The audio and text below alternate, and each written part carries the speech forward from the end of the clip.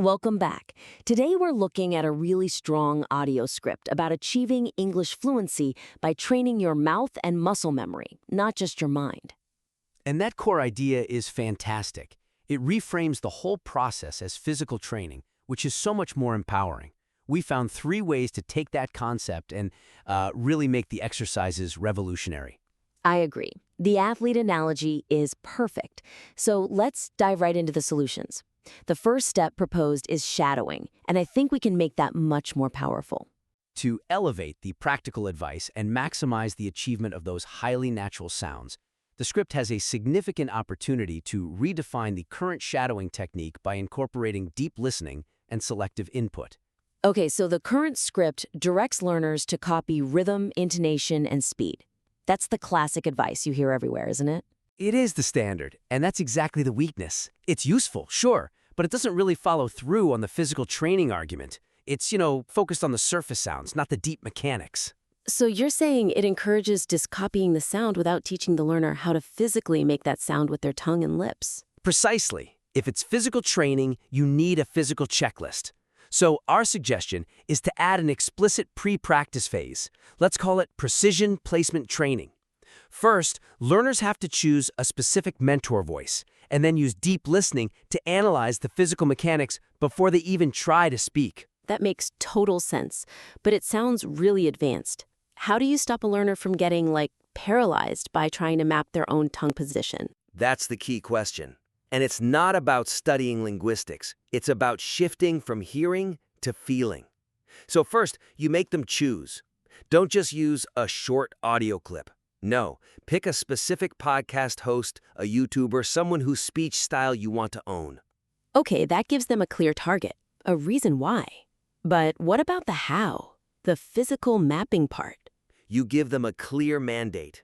During this deep listening, they have to ask themselves, where exactly is my tongue for that th sound? Is it between my teeth? Behind them? What's the shape of my lips for that vowel? We can call it articulatory mapping. I see. So it's not about being perfect, it's about noticing, feeling the difference between what they're doing now and what the model sounds like they're doing. Exactly. And then you connect that to the record and review step later.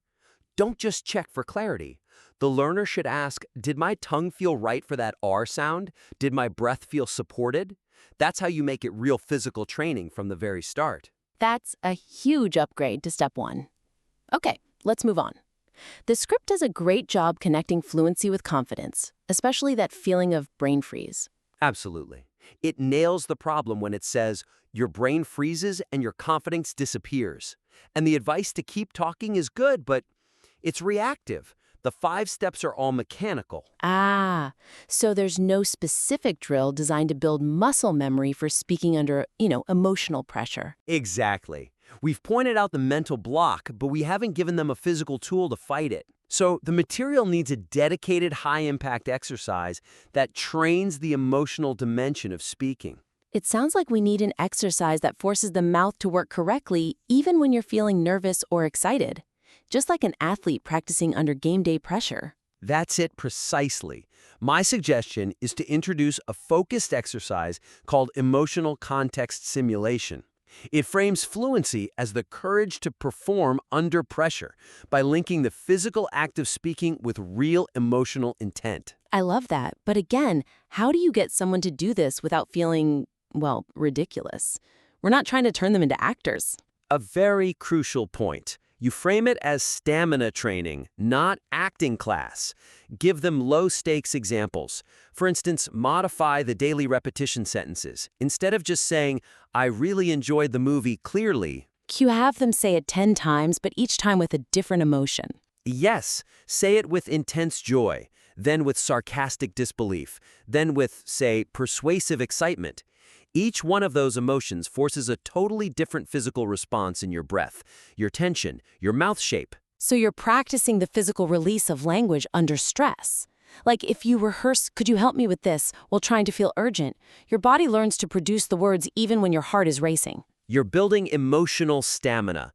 The brain freeze happens because the emotion overrides the mechanics. This drill trains the mechanics to fire regardless of the emotion. It's proactive. Okay, these are 2 incredibly powerful new drills. precision placement training, and emotional context simulation. Now, what about how all these steps are presented together? Right. The structure of the 5 daily exercises is good, but creating a clearer conceptual framework around them will make that physical training metaphor so much stronger. The weakness being that right now it's just a sequential list. Step 1, step 2. It doesn't feel like a coherent workout plan that was mentioned in the intro. It's a checklist, not a routine. The suggestion is simple. Group the exercises, all 7 of them now, into 2 or 3 categories that align with the physical skill analogy. And that helps with motivation, right? Knowing you're doing a warm-up versus the main workout gives a purpose. It absolutely does. It gives you a clear sense of purpose, so we could group them right after the transition. For instance, start with the precision work. We could call it something like Category A, Precision and Flexibility, the warm-up. Perfect.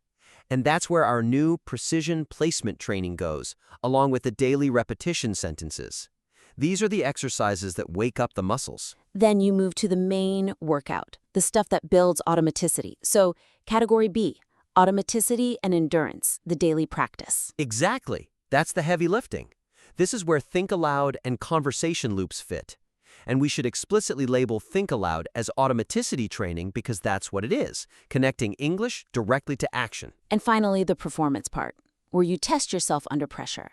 Category C, Performance and Assessment, the game time. And that's where record and review goes, along with our new emotional context simulation. Suddenly, it's not a list anymore. It's a structured program. Warm-up, practice, game time. It makes the whole thing feel more professional and effective. That conceptual layer really solidifies the whole argument. It makes it all feel so much more intentional. It shows that confidence isn't an accident. It's the result of targeted training.